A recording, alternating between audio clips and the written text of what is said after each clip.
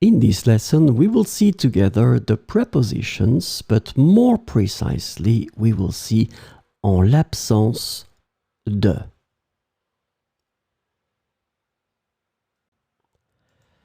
So, of course, the first thing that we need to see together is what is une préposition?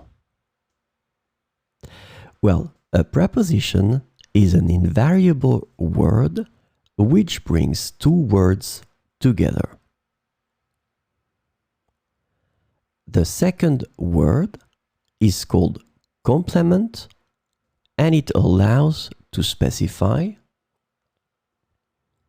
the time, the cause, the place, the state, the manner, the purpose, or the matter.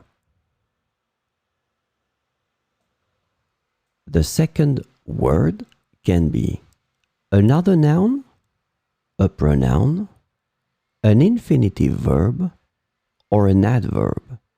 And last but not least, remember that this complement can also be a sentence.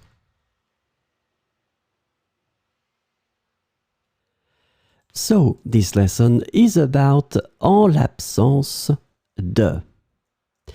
And the preposition en l'absence de can be translated into in the absence of, without, when there is no, in case of no, and if there is no, in English.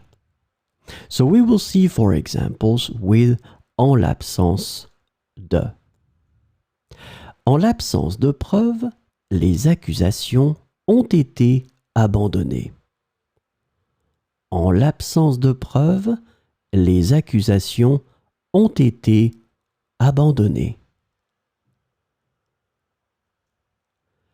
En l'absence de réponse, nous considérerons votre demande comme acceptée.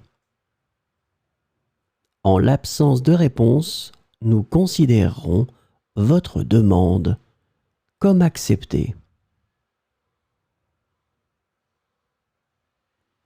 Les décisions ont été prises en l'absence du directeur. Les décisions ont été prises en l'absence du directeur. En l'absence de consensus, le projet a été mis en attente. En l'absence de consensus, le projet a été mis en attente.